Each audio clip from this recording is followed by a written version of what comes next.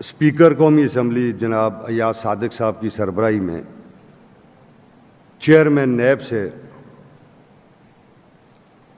ہم سارے صوبائی اسمبلی کی اسپیکروں کی ایک ملاقات ہوئی۔ اس ملاقات میں بہت ساری چیزیں طے کی گئیں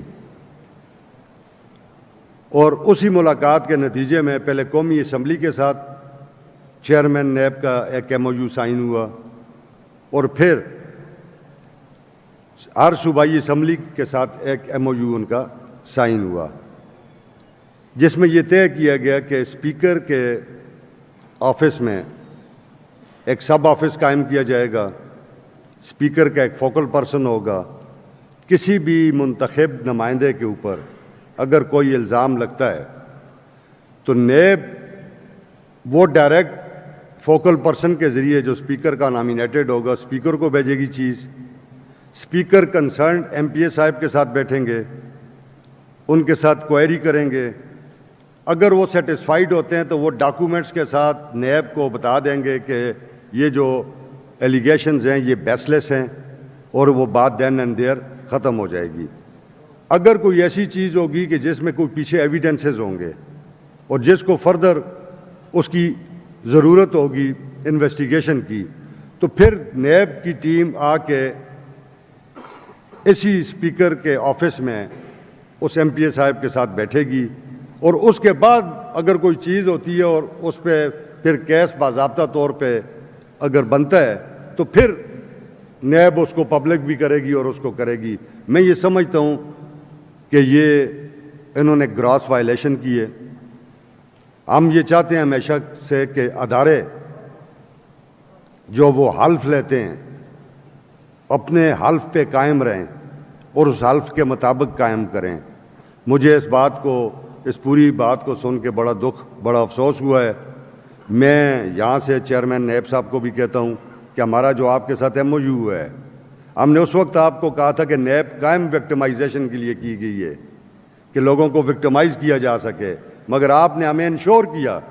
کہ جناب ہم کسی قسم کی جو ماضی میں ہو گیا کوئی وکٹمائزیشن نہیں ہوگی اور ہم اپنا کام کریں گے۔ کوہستان سکینڈل میں انہوں نے کام کیا، ہم خوش ہیں، ہم نے ان کی اپریسیشن کی اور ہر جگہ کرتے ہیں ان کی اپریسیشن۔ سریر صاحب ڈی جی نیب کے پی سے رابطہ کریں اور کل 12 بجے میرے ساتھ ان کی میٹنگ ادھر فکس کریں۔ پھر اس کو پہلے میں ایک مرتبہ ان کے ساتھ ڈاکٹر امجد صاحب میٹنگ کر لوں، پھر اس کے بعد ہم دیکھتے ہیں کہ آگے ہم